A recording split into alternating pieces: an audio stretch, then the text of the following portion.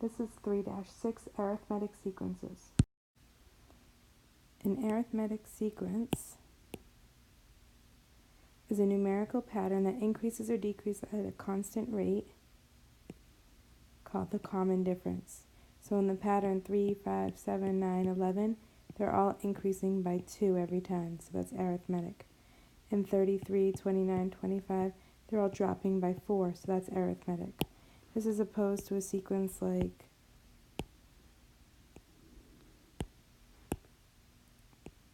2, 4, 8, 16.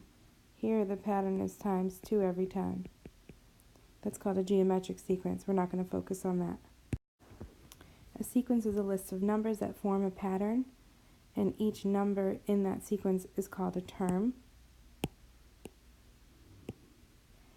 An arithmetic sequence, like I said before, is a sequence. Arithmetic sequence is a sequence whose successive terms differ by the same non-zero number d, called the common difference. So in those previous problems, the common difference was 2 here, because it went 3, 5, 7, 9. They were all increasing by 2. And when it was all dropping by 4, the common difference is -4. And we abbreviate that with the letter D. So terms of an arithmetic sequence. The first term of an arithmetic sequence we call a sub 1. So right here, the first term of the sequence. So in the sequence that was 2, 4, 6, 8, our first term would have been the number 2. And the common difference, the D, goes right here. So if something's increasing by 2 every time, we would put the number 2 in that D spot. The nth term is the term that we're trying to find. So if we're trying to find the 12th term of a sequence, that's what the n is. So a sub 12 is just saying to me, find the 12th term of the sequence.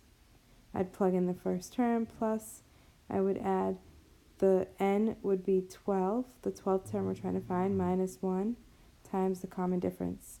And we use PEMDAS to calculate. So let's see what this would look like. First, we want to see if each sequence is actually arithmetic.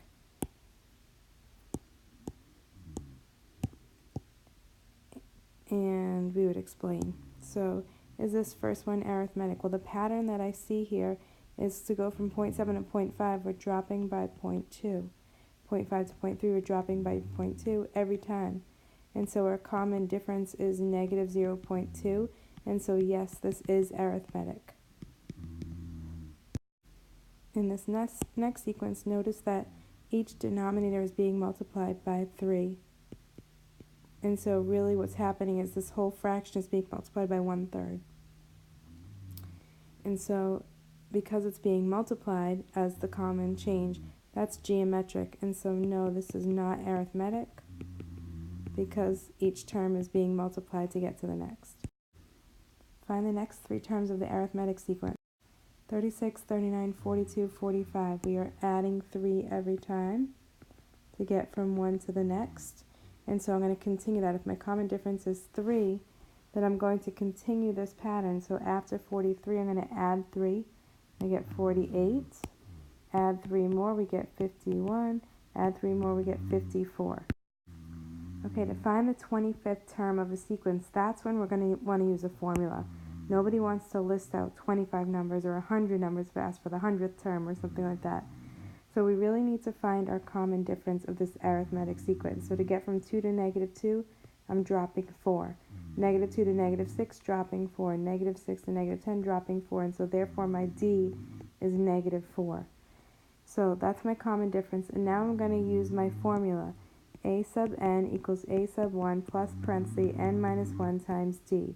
Well, a sub n is just saying to me that I'm finding the 25th term. It's really not that important on the left-hand side.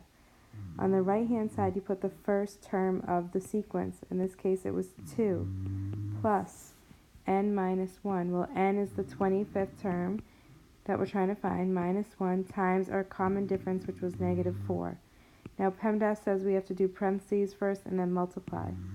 So a sub 25 equals 2 plus 25 minus 1 is 24 times -4. So I'm going to do that multiplication next. 24 times -4. We get -96. So 2 plus negative 96 is negative 94. So this would have been a pain to keep listing following after the negative 10 in our sequence.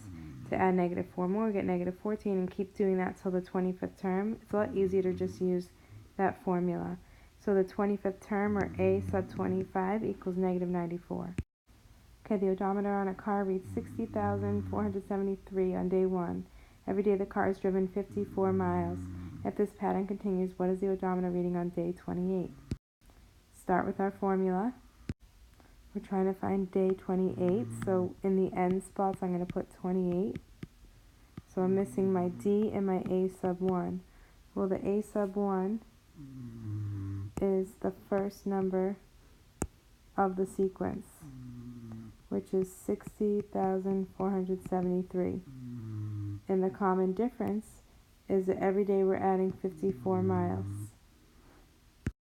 Parentheses first because of PEMDAS. We get 27 times 54. We're going to multiply next. So using PEMDAS, once we calculate it, we get 61,931 miles.